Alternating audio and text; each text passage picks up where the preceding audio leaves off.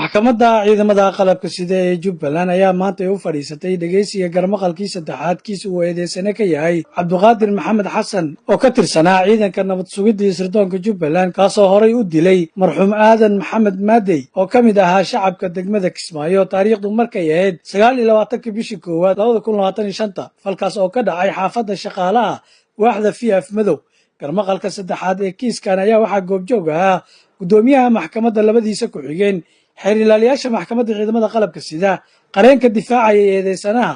ehelada labada dhinac. ugu horeyn waxaa fadhiga maxkamadda maantay furay gudoomiyaha maxkamadda ciidamada qalabka sida ee Jubbaland gaashaanle sare Cabdullaahi Maxamuud Ibraahim isagoona eedeysanaha weydiiyay su'aalo. bismillaahi rahmaani rahiim alxamdulillahi rabbil aalamiin thumma salaatu wasalaamu calaa nabiyina Muhammad wa calaa aalihi wa sahbihi wasallam wa ba'du.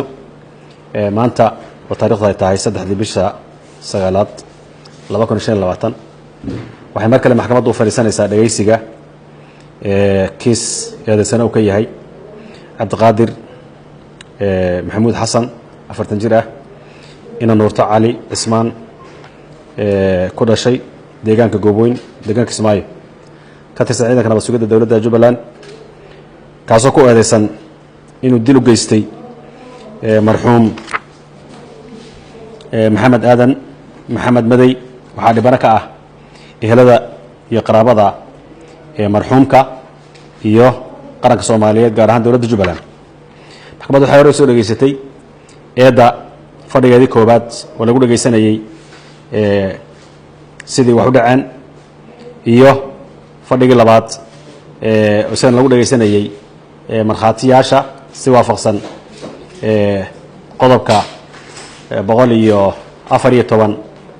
xarafkiisa ba iyo xarafkiisa a iyo xarafkiisa ba. haddana maxkamaddu maanta waxay u fadhiisanaysaa soo gudbinta cadeymaha wixii ka dhinaa iyo gabagabada kiiska. waxaan rabaa marka koowaad inaan kasoo qaybgalayaasha u sheego in la ilaaliyo habsami u socodka kiiska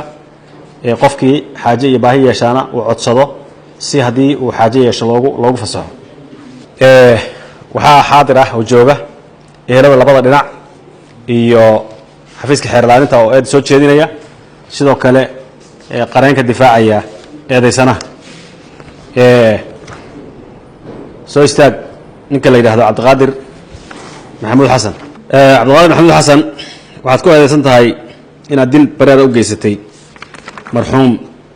marxuum Aadan Maxamed Maadey taariikhdu markay 29 bishii tobnaad bishii koobaad afwan 2025 waxaad qaraar u tahay inaad marxuumka adigu gacantaada ku dhintay iyada oo xogo badan ay sheegayaan in marxuumka markii baabuurka uu ka soo degay uu yiri wadi mahayo markuu baabuurka wadi mahayo ku yiri adigu aad degtay oo misana aad markuu baabuur ka soo degay adigu aad xabad wajiga ka dhufatay. maxaad ku daraysaa ما نجرنا وشيء واحد باور كسودين هذا اللي تصدر درسنا أسيق يا أسيق هذا اللي تصدر درسنا أيه أوكي هذه محب باور كده شيء أنا قريب لقبستها باور كده شيء هذا هو قريب لحد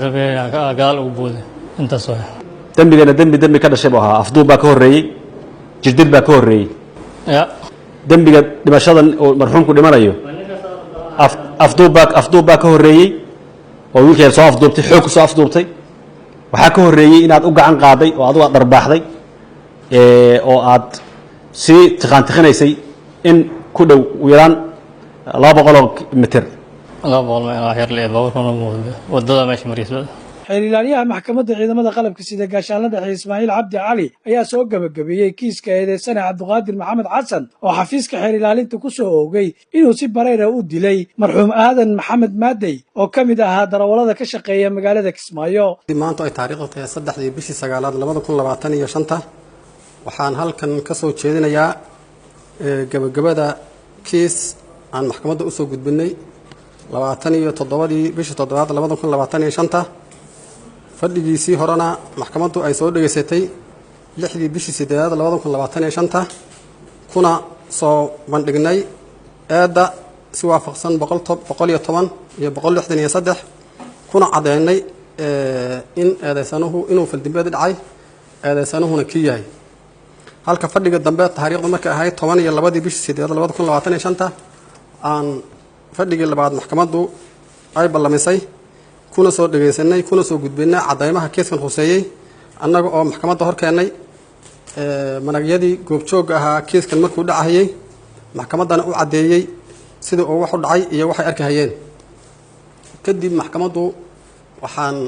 boqosho ku tagnay markay taariikhdu ahayd 26 bishii 8 2025 meeshii uu wax ka dhacay fildimeedku ka dhacay waxaan maxkamadda u soo cadeynay sidoo wax u dhacay halkaas aan ku soo wareysanay dadkii goobjoog dad kale oo marxaatiyaal kale oo ayagana goobjoogayaala kuwaas oo arkahayay sidoo fildimeedku u dhacay maanta ay taariikhdu tahay 3 bishii 9 2025 waxaan soo gabagabeynayaa kiiska sida u dhacay sidaasna aan soo marnay si waafaqsan 119 xeerka xabka ciqaabta Soomaaliyeed kaas oo ku soo cadeynay inuu fildimeed dhacay eedaysanahuna uu yahay eedaysane Cabdiqaadir Maxamed Xasan ina Nuurto Cali Cismaan ku dhashay goobayn degan Kismaayo kaas oo ku eedaysan qodobada aayadda 45 iyo qodobka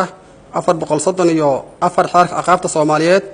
dilina taariikhdu markay ahayd 29kii bishii 1 2025 aadan maxamed madey ahaa 32 jir ina Faadumo Sakiin ku dhashay Kismaayo deganaa Kismaayo mudana gudoomiye garsoor maxkamadda sharafta leh waxaan soo cadeynay in eedaysanaha uu faldambiyeedka uu geystay si kasana uu geystay halka maragii aan maxkamadda hor keenana cadeeyeen si faahfaahsan in eedaysanaha uu si ula kaca oo naxariis darro ah uu xabadda ugu dhuftay marxuumka kagana dhuftay meel halis ah oo laga soo kaban karin madaxa ama wajigana ooga dhuftay ahaydna xilli maalin cada ana jir si sabab la'aan uu u dilay asagana uu qiraal u yahay si waafaqsan 68 markii maxkamaddu ay weydiisay u dhahay aniga dilay inta waxa dheereed inaan maxkamadda u soo cadeynay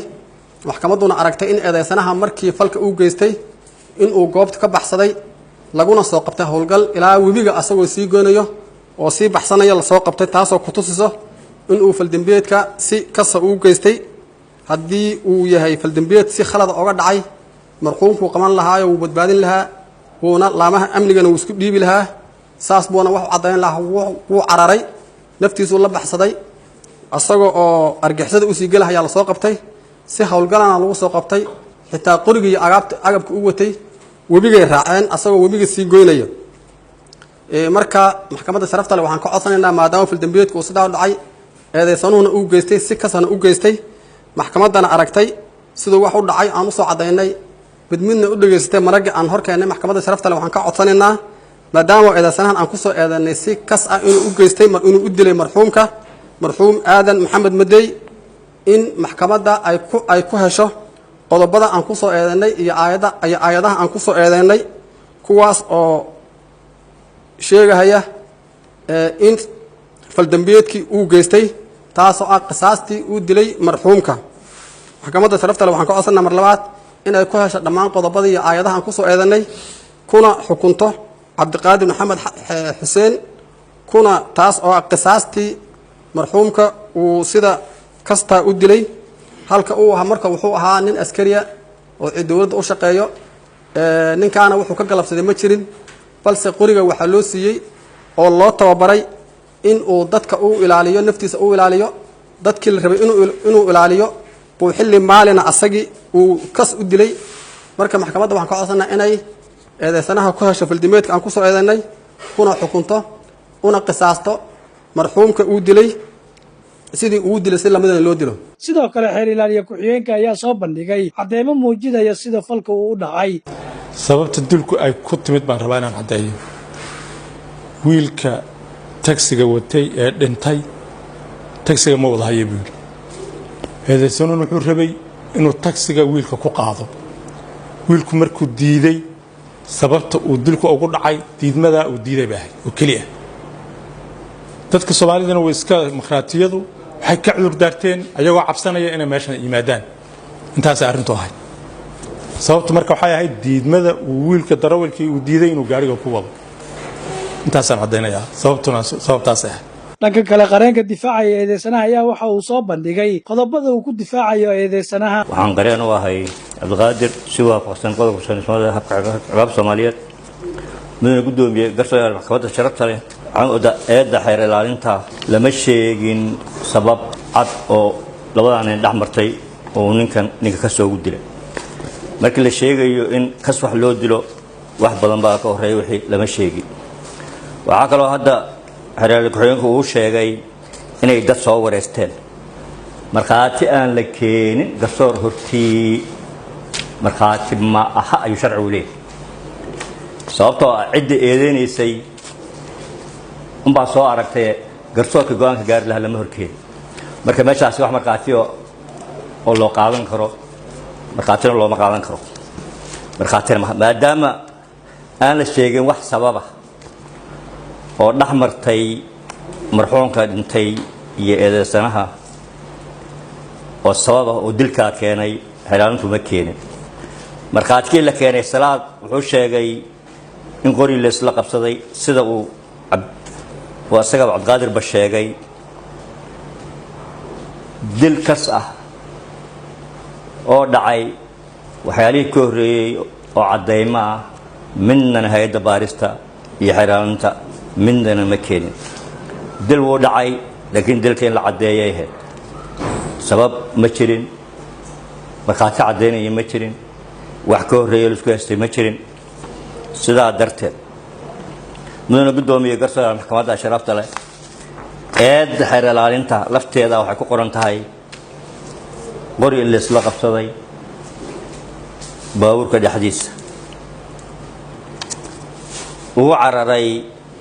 بلادهم كو عبسده وهلبو ياهي أسلوبك يوحنا الشيء إدو كم قرن إدو حكو قرن دل كسا عديم الله ما هي xiraantuna ma keenin sidaa darteed maxkamadda waxaan ka codsanayaa inay ku weydo 434 kuna hesho 445 dil aan ku talagal lahayn ugu dambeyn gudoomiyaha maxkamadda ciidamada qalabka sida ee Jubbaland Gaashaanle Sare Cabdullaahi Maxamuud Ibraahim ayaa soo xiray garmaqalka saddexaad ee kiiska uu eedeysanaha ka yahay Cabdiqaadir Xasan isagoona sheegay in maxkamadda ay go'aan ka soo saari doonto kiiskani